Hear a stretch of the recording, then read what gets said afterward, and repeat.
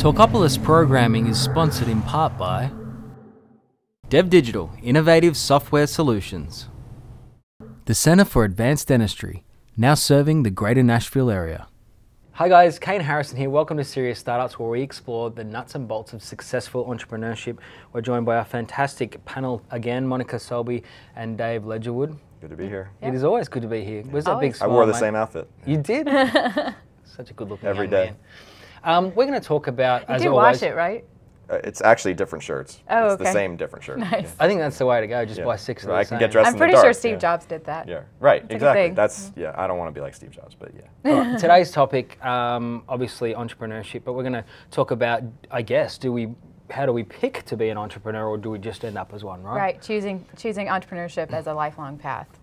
Yes. Monica come up with this should topic, so you kick it off. Oh gosh, well this is actually something Ledge and I talk about a lot. Yeah. Is being an entrepreneur for life and how to manage your career over time. So I don't know if y'all caught that. Ledge is making signs over here. So Ledge actually has a good outlook. I mean, this is what he does, right? Like, he is a lifelong entrepreneur, Well, and it in the sense that I wasn't, and I now know that you could be. And so I look at myself in college, and now it's cool to be an entrepreneur in startups, right? But I never heard that. I had no idea you could do that. And so as I looked at my journey through, I did the Fortune 500 thing, and I worked at big companies, and I said, like, and it became like an escape valve. Right around 9/11, I almost got killed in the World Trade Center, and I was like, all right, I don't want to die under a desk like this, in a desk where I hate. And so it became an escape for me to say, like, I'm going to commit to doing something I love doing.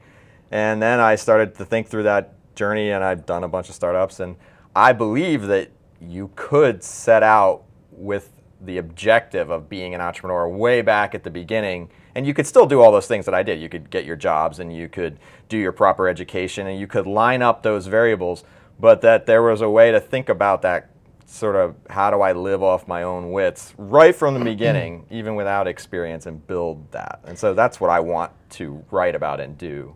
So I think that my pushback on that is just that because entrepreneurship has become so sexy, it's almost like the new American Idol, or the new musician, the new Shark Tank and all this actor, and so if people start on a career path at 20 and say, I'm going to be an entrepreneur, then it would be easy to fall into I'm going to go to Y Combinator and I'm going to raise billions of dollars, and then I'm not, right. And I may or may not exit. I also think there's a vast those difference things between before. leaving college and saying, I'm going to be an entrepreneur, then I'm going to be a small business owner first.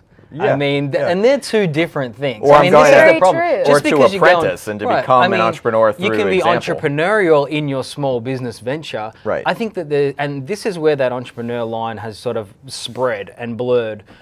We talked about way back in the glory days. I was thinking this morning, talking to myself, driving along in the car, as I always do, about inventors. I would love to be a part of those I mean, conversations. it's crazy. But inventors, It's a sign I of mean, intelligence. 50 years ago, Oh, you good, weren't called 'cause I talk to myself all the time. you weren't called an entrepreneur because people were inventing things and developing products, hard things. Yes. Now that we have computers and all these wonderful things, you don't invent a new computer program, you're just called an entrepreneur. I mean, so that entrepreneur line, it drives me crazy. There's times when I don't even class myself as an entrepreneur. So just back to that point, there's a massive difference for me. Has it been diluted? Yeah, I mean, I think that's true. I and mean, so I agree with what you're saying. So a smart 20-year-old is going to look at the span of his life and say, I'm going to be the one in control of my life. Or her life. Her life, sorry. Yeah. Ooh. I know, because The only mummy men blogger. only men are Men do 20 years startups. old Right. looking at Right, entrepreneurship as a career. Yeah, right. If y'all didn't know that, then you should really watch our Secret Rules of Startup episode. Right. So the smart 20-year-old will look at his or her life and go. say, I will be the one in charge of my life, period. And then you can make decisions from there. Yes. I'm choosing to take this job because I see how it fits into my big goals. Yeah, and it goes to that mindset. And it's not so I see your point about taking the mindset, and that's what I'm trying to teach my own children. Like, you are not part of a system. You are an individual, and you can create the system that you want by be the change you want to see in the world type of stuff, But if you start, I think that I worry about people who tell me when they're 20, I want to be an entrepreneur. Okay, great. What's your business idea?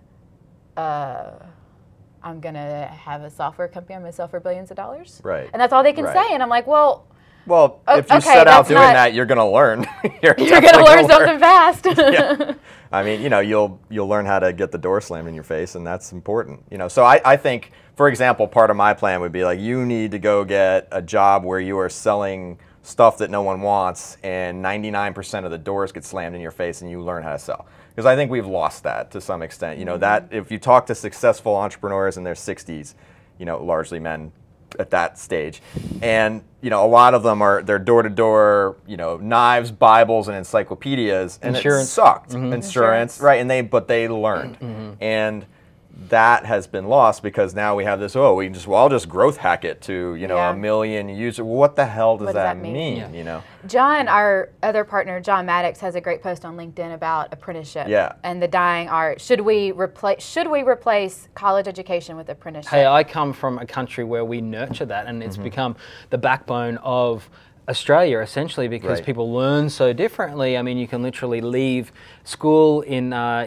at 16 years old and then start an apprenticeship. You still learn, but you become a master of your craft by the time people... plumbers, electricians, everyone major, qualified. Big money-making careers now still. Absolutely. I mean, you make you make 130 grand a year in Australia. And they work that way. They're guilds. Absolutely. What I wanted to talk about, though, is our personal experience, because we've all ended up at this desk talking about entrepreneurship from very different, ways through our life. Yours was perhaps a life-changing moment where you said, I don't want to be doing this anymore. I'd like to explore entrepreneurship, fair to say.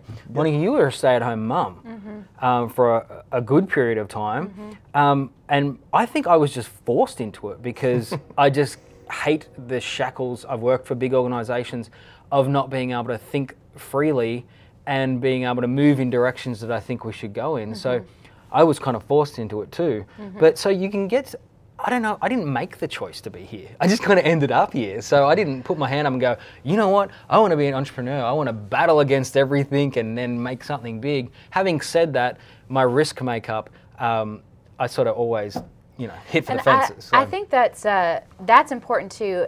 There is a type, and it's maybe not just one type, but there is a type of person that entrepreneurship kind of chooses them. Whether it's at 20 and you're being strategic about it, or you fall into it in your 30s. Yes, I was a stay-at-home mom. Because I was a stay-at-home mom, I had the freedom to do whatever I wanted to during my days. Because I'm... For 15 minutes. Well, we know you weren't cooking, and we know you weren't sewing. Right. On the other episode, I admitted my poor domestic skills. So I quickly learned that while I had the freedom to run my life the way I wanted to, I was the one in charge of our schedule and that kind of thing. The things that filled my days were not fulfilling to me, although I love my children. And so I started pursuing career opportunities. But then I had to talk about going to an office and having somebody else tell me what to do. That wasn't going to work for me. And so I kind of fell into entrepreneurship because basically I'm unemployable because I'm not domestic, apparently. I'm unemployable because... Unemployable and not domestic. Gentlemen, pay attention. Yeah. Right. Trophy wife, maybe? No, I'm kidding. kidding. We will be auctioning Monica off in the next episode. Anyway, back to the topic at hand. I fell into entrepreneurship because, and I've actually heard this story a lot, great entrepreneurs are unemployable because you basically just said that. You couldn't imagine the shackles of a corporate environment, of having to do exactly what you're told at exactly the time you're told to. I mean, I didn't do well in school either for the same reasons. You need to be able to, I needed to be able to chart my own path. Control. That's what we're talking about. Control your own destiny. You quickly learn. I mean, in every venture that I'm in at the moment, I'm still shackled to the customer as the boss all the time. Every single time, and you still have to. So for a 20-year-old, if there are 20-year-olds out there watching this, you can't just enter this world undisciplined. Or you don't have a boss. I have a boss, and it's the worst boss I've ever had. Right, exactly. The hardest boss you've ever had in your life. Because, it doesn't stop, and it follows me all the time, and that's how I work. And, two things come to mind, from the unemployable standpoint. I had that experience not just from, shit, I don't want to do this and work in somebody's office, but that literally, I couldn't get jobs because I was a mile wide and kind of deep. And people didn't know with my resume what to do with me. So I failed out of recruiters like left and right. It was really hard. I wasn't a coder, but I wasn't this and I wasn't that, and there was nowhere to put me in that thing. And in reality, I was sort of this internal consultant type, and that worked to an extent, but not when, you know, economy has fluctuations and big consulting companies don't want you all the time. And the second thing was that, like, I had the office space kind of experience when I did have a job, and you know, people tell you, like, in entrepreneurship, like, I want to be the dumbest person in the room, and you know, I hate that, but I get the point, right? It's not true. I would like us all to be really smart together. But what my experience was in a lot of corporate jobs was that actually, you know, in a trying not to be arrogant way, I was the smartest person in the room, and it pissed me off that nobody could see what I could see from a standpoint of, like, this is where this business should go. We can make a very tactical move here, and you know, we'd have meetings all day long and do nothing. So in the sense that, like, being the smartest person in the room was awful, you know, that I couldn't move things. Yeah, sometimes it sucks to be the smartest person in the room. Yeah, you're making us feel very It happens to me all the time, but no, I'm just kidding. It's just Not when you're in the room with me. Especially now. Due to the fact that you are the smartest person in the room today, I'd like for you to look down the barrel of this camera and close the show, please. John's not here. John's actually Stone Cold, please. Wait, what? I don't know about Monica. Down the barrel of the camera and close the show for us, mate. Come on. Thank you for watching us wax philosophic about the brilliance of entrepreneurship, and we hope that your career mirrors the excellence at this table. And have a great day. Perfect. Nice. Where can people join the conversation?